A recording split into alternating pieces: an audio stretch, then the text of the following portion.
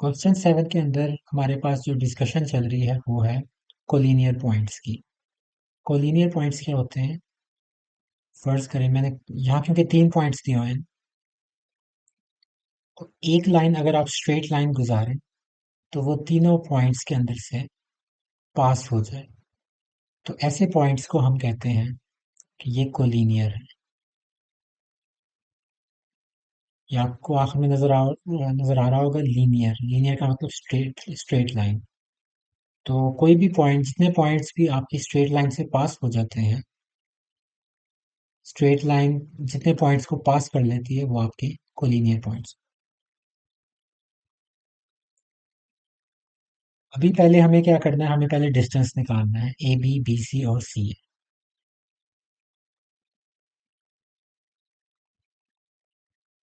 तो जिन स्टूडेंट्स ने distance formula की स्टार्ट नहीं देखा, तो उनको पिछले वाले क्वेश्चंस देखने पड़ेंगे ताकि ये अंडरस्टैंडिंग हो जाए कि डिस्टेंस फार्मूला की बेसिस क्या होती है और उसको यूज़ कैसे किया जाता है।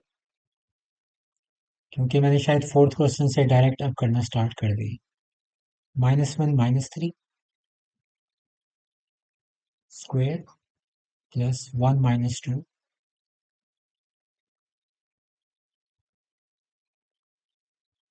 तो x वाली वैल्यू में से x वाली वैल्यू मैंने सब्ट्रैक्ट कर दी और y वाली में से y वाली वैल्यू। तो -4 स्क्वायर -1 स्क्वायर 16 प्लस 1 17 स्क्वायर। इसी तरह अब हम बी सी निकालेंगे।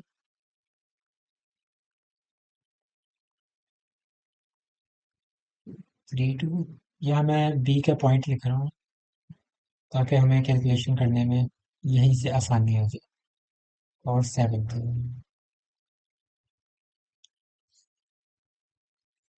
तो 3 - 7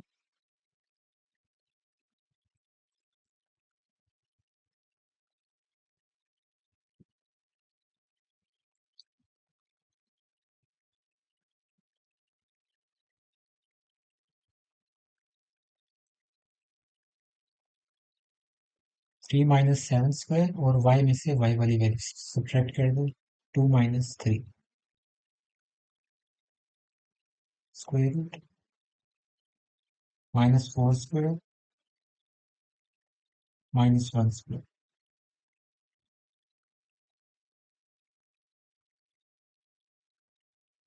ये भी आपके पास 17 स्क्वायर रूट है।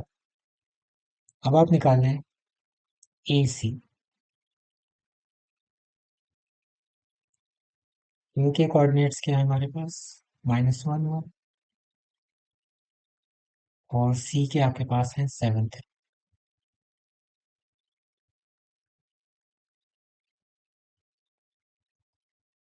-1 -7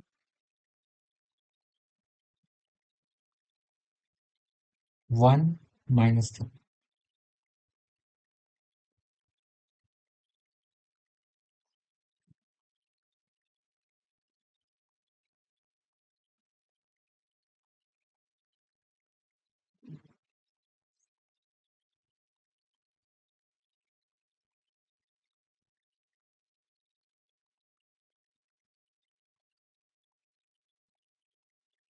ये आपके पास आ जाएगा 68 स्क्वायर रूट। 68 की फैक्टराइजेशन अलग से यहाँ कर लें या फिर आप कैलकुलेटर से कर सकते हैं।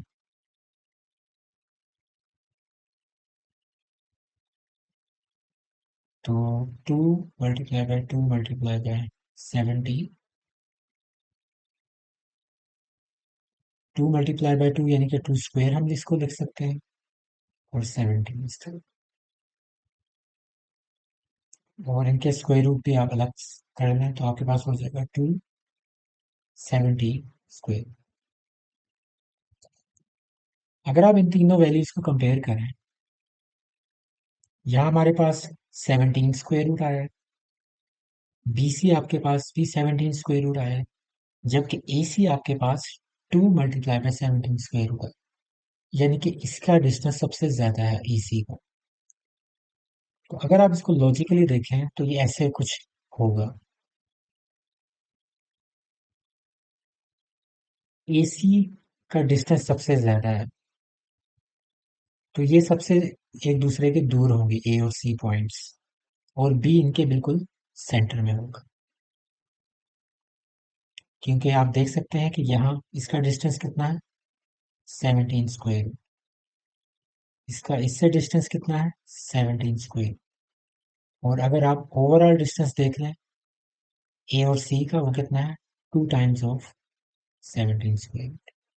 तो ये उसका मैंने आपको फिगर के जरिए आपको बता दिया कि ये कैसे इस तरह नजर आएगा। अब आपने इसको प्रूव कैसे करना है मैथमेटिकली। सिंपल।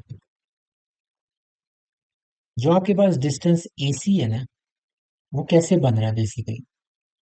अगर आपने ए सी डिस्टेंस कैलकुलेट करना है, वो क्या होगा, ए बी, जितना डिस्टेंस ए बी का है, प्लस जितना डिस्टेंस बी और सी का। तो ये हमारे पास टोटल डिस्टेंस आपके पास ए सी आ जाएगा, जिसके अंदर A B plus B C distance शामिल हो। तो यहाँ आप अपनी वैल्यूज जो है वो आप पुट कर दें।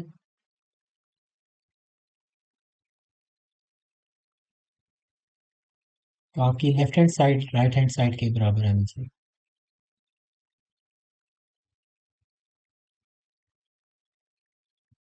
जब आपके पास सेम स्क्वायर रूट्स होते हैं, तो और बाहर कुछ नहीं लिखा होता, तो याद रखें हमेशा 1 होता है। तो ये 1 और ये 1 आपस में ऐड हो जाएंगे, 2 हो जाएगा, और 17 स्क्वायर रूट को कोई फर्क नहीं पड़ेगा। तो आपकी left hand side right hand side के बराबर आएगी। इसका मतलब है कि आपके ए, बी और सी पॉइंट्स कोलिनियर है।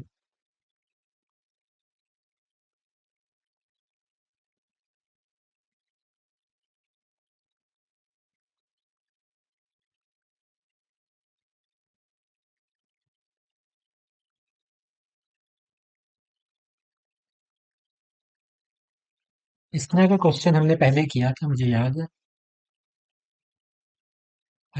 राइट एंगल ट्राइंगल आपने फाइंड करना। सबसे पहले राइट एंगल ट्राइंगल के अंदर आप फाइंड कर रहे होते हैं हाइपोटेन्यूस, और हाइपोटेन्यूस क्या होता है, आपकी सबसे लॉन्गर साइड होती है। तो बेसिकली आपको ए बी निकालना है पहले, फिर बी सी निकालना है, और सी ए निकालना है। तीनों साइड्स निकालनी है इन कोऑर्डिनेट्स के जरिए। और जो लॉन्गर साइड होगी वो आपकी हाइपोटेन्यूस होगी, और उसके बाद से हमारा जो प्रूव होगा वो स्टार्ट होगी।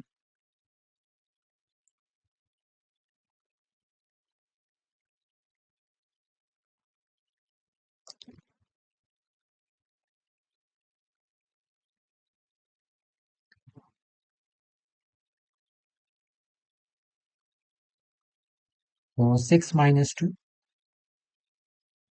होल स्क्वायर प्लस 1 - 7 स्क्वायर, और ऊपर स्क्वायर। 6 - 2 4, 1 - 7 - 6,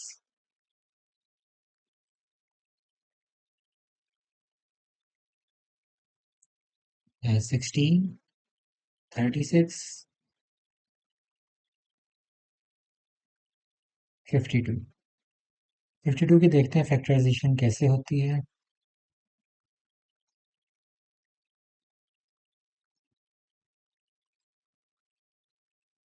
2 × √30। तो ये आपका ए बी आ गया। फिर हम निकालते हैं बी सी। B 27 है। सी का कोऑर्डिनेट्स है आपके पास है -6 - 7। तो अब आप बी सी निकालें। 2 माइनस और -6, ये माइनस बेसिकली फॉर्मूले का स्क्वायर, 7 - -7।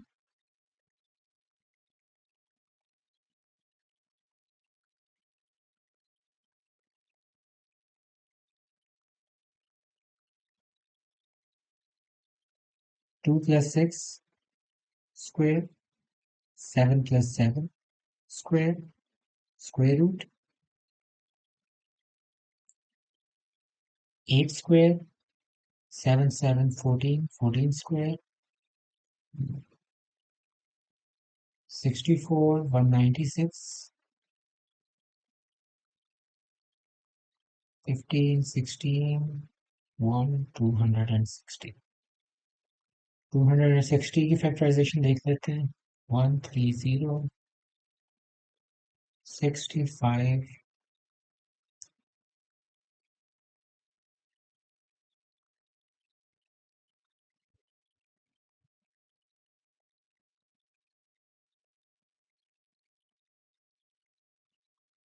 इसको इस तरह ही लिख देते हैं अभी फिलहाल।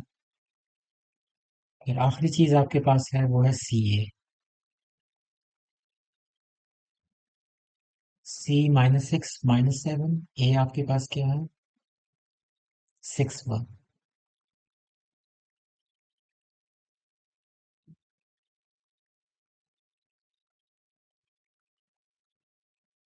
-6 स्क्वेयर -7 -1 स्क्वेयर। 6 6 12 हो जाएगा। 12 का स्क्वायर 144। 7 1 8। 8 का स्क्वायर 64।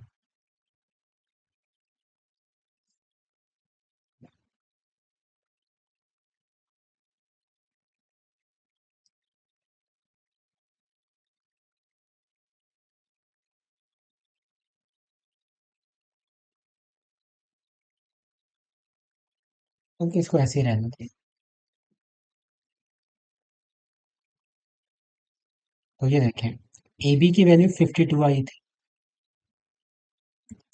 BC की वैल्यू 260 थी, और ये 208 है। सबसे बड़ी वैल्यू कौन सी हुई? 260, जो कि BC की वैल्यू। तो इसका मतलब हुआ कि हमारे पास जो BC है इज हाइपोटेन्यूज। अगर आप लोगों को राइट एंगल ट्राइंगल याद होगा तो उसके अंदर हाइपोटेन्यूज सबसे लॉन्गर साइड होती है, ये वाली। और बाकी आप इंटरचेंजेबल होती है, आल्टीट्यूड और बेस, वो डिपेंडेंट कौन होता है थीटे के ऊपर, जो आपका कंसिडर्ड एंगल होता है। वरना आप इसको भी आल्टीट्यूड कह सकते हैं, इसको भी कह सकते हैं, इसको बेस कह सकते हैं या इसको। लेकिन हाइपोटेन्यूज हमेशा यही रहता है, जो लॉन्गर साइड होती है और जो 90 डिग्री के ऑपोजिट होती है। अब आप लगाएंगे इसके ऊपर, हमने प्रूव करना है कि ये राइट एंगल ट्राइंगल है या नहीं है, तो इसके लिए हम लगाएंगे पाइथागोरस थ्योरम। यानी कि हाइपोटेन्यूज का square is equal to base square plus altitude square. जैसे कि मैंने बताया था, ये दोनों वैल्यूज इंटरचेंजेबल है। आप सी ए इधर भी लिख सकते हैं, ए भी इधर भी लिख सकते हैं, इससे कोई मसला नहीं। लेकिन आपका जो बी सी है, जो कि हाइपोटेन्यूज है, वो हमेशा लेफ्ट हैंड साइड पे आएगा, इज इक्वल टू। वो अकेला होगा क्योंकि इस साइड पे हमारे पास हमेशा हाइपोटेन्यूज होता है। अब यहाँ आप वैल्यूज इंसर्ट करना स्टार्ट करना है। ए बी की क्या वैल्यू थी आपके पास? 52 स्क्वायर रूट। और सी ए की वैल्यू थी 208।